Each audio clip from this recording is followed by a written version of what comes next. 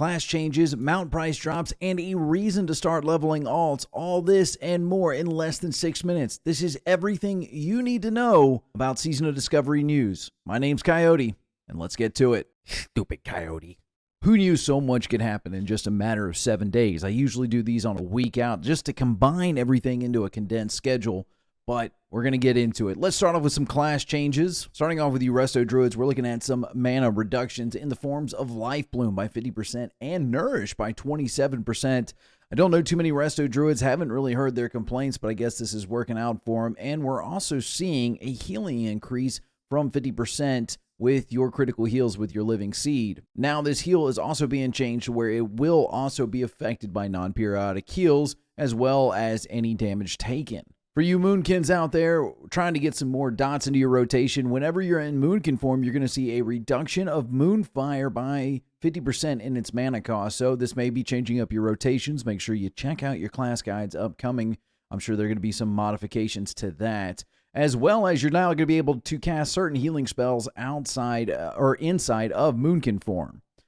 Another adjustment too is the Fury of Storm Rage Ruin. Now whenever you actually get the proc from the Fury of Storm Rage, your healing touch will be castable in any form. Furthermore, we're actually seeing Nourish being added to the Fury of Storm Rage buffs. And now for our Feral and Guardian Druids, we're seeing Lacerate critical strikes now being able to trigger with Primal Fury.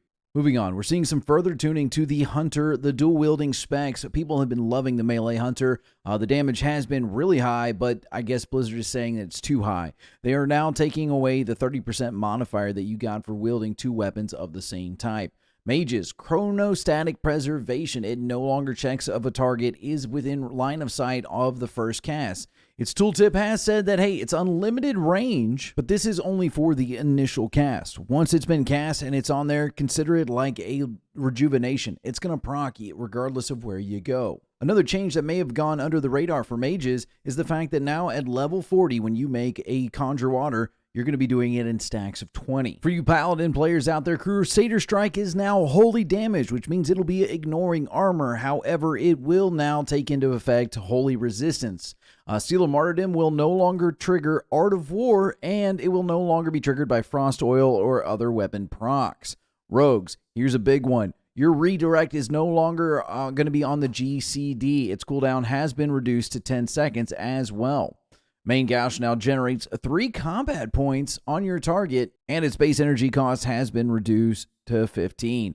Just a Flesh Wound threat bonuses have been increased, so rogue tanks will now be able to generate roughly about 30% more threat. Seeing the most changes for any class in this last 7 days is actually our Shaman. They've got their two-handed Mastery Rune being providing 10% more increased attack power as well as 10% increased chance to hit with spells after hitting the target with a two-handed weapon. Shamanistic Rage Rune now grants 5% of the Shaman's maximum mana per second instead of the value scaling from attack power, spell power, or healing power. There's now a reason to take Spirit of Alpha Rune as it grants the casting Shaman 20% increased attack power if they cast the spell on a target other than themselves.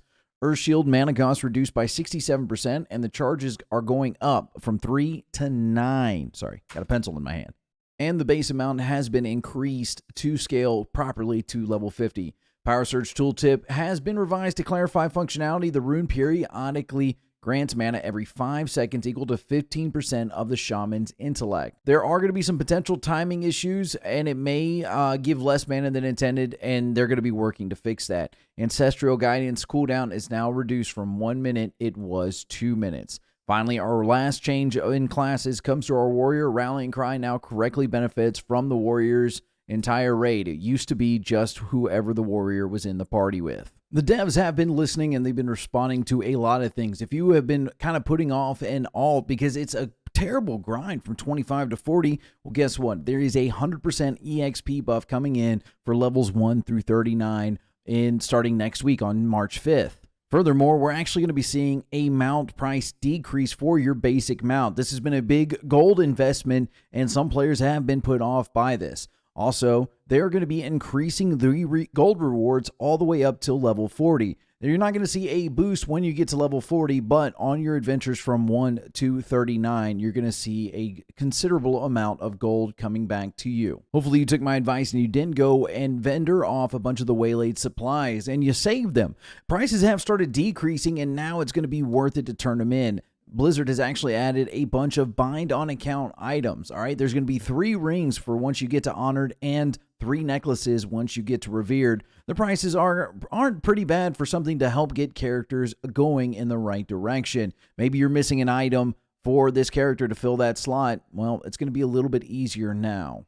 All in all, these are the major updates that I think you need to know moving forward into the Season of Discovery. I try to do these videos every Wednesday that kind of recaps everything that happened. So if you miss out on something, don't worry. You can always tune in right here. My name's Coyote. If you found this video helpful, do me a favor, like the video, share it with your friends, drop a comment if you think I missed something that is hugely important, or maybe you can even give me a subscription.